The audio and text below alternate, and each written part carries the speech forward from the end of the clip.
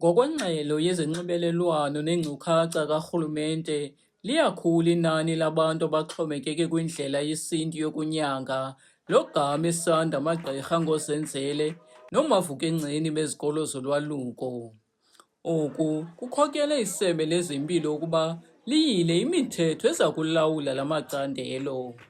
Le mithetho iquka ukuba isikolo solwaluko sisebenzisa amadoda asele ihlanganisile iminyaka engama-25 ubudala yaye aqeqeshwe isithuba esingaphezu konyaka.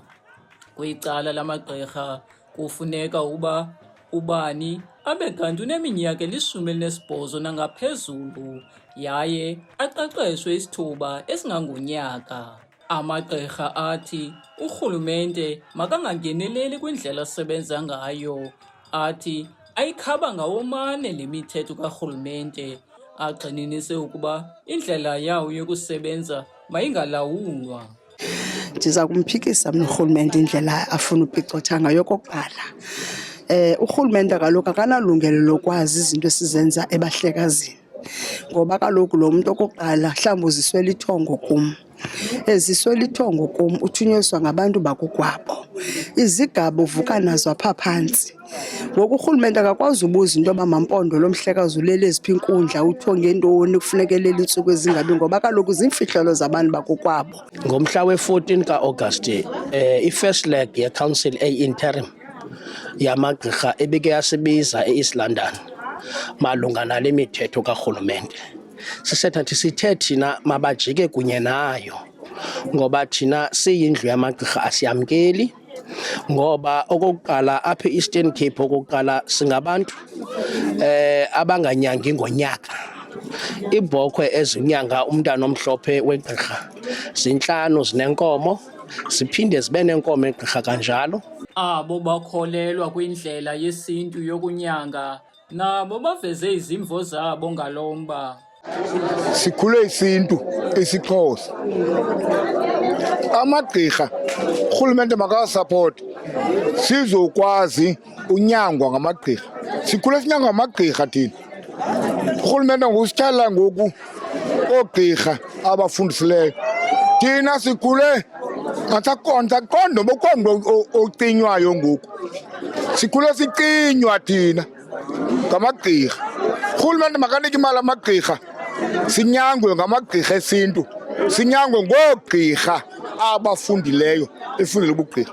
Urhulumente amagqirha makabanike ithuba asinyange ngohlobo lawo. Nangona amagqirha ikhaba ngawomane imithetho urhulumente aceba ukuyigunyazisa, ibhunga lolwaluko kweli phondo lithi aliyikhabi le mithetho iyilelwa icandelo layo, kodwa licebisa urhulumente azimamele izimvo zoluntu. Ndima apha ngilifuna ukuxhasa le nkqubo yokwakhiwa kwemigqaliselo eza kulawula iingcibi namakhankatha ngokuthi kuqingathiselwe iminyaka, kuqokelelwa amava kumntu oza kusingatha lo msebenzi. Masikhumbule msasazi into kokuba urhulumente uthathe esi sigqibo ngenxa yeengxaki ezivelele nezambethe ulwaluko. Kodwa ke msasazi, kwalungile nokuthi simcebise urhulumente njengokuthi xa le miqathango eza kuyiguqulela emthethweni makuqalwe ngento ethi kwenziwe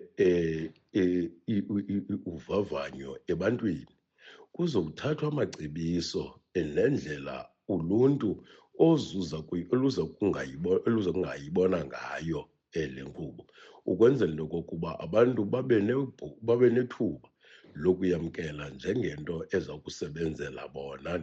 Isebe lezempilo lithi liza kuzimamela izimvo zabantu yaye lenze oko uluntu lukufunayo.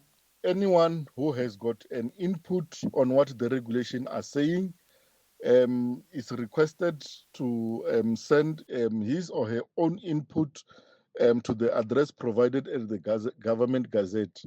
And also any other grouping, whether it's an association, whether it's individual traditional health practitioners or even users of traditional medicines are allowed to make inputs is then that after the closing date of the 20th of September, when all the inputs are received, then the inputs will be consolidated, and then the current draft regulations then will be revised in accordance with the inputs that has been received in this regard. Urhulumente ulunika uluntu ukuba luphefumle kulo mba phambi komhla wama-20 kweyoMsintsi.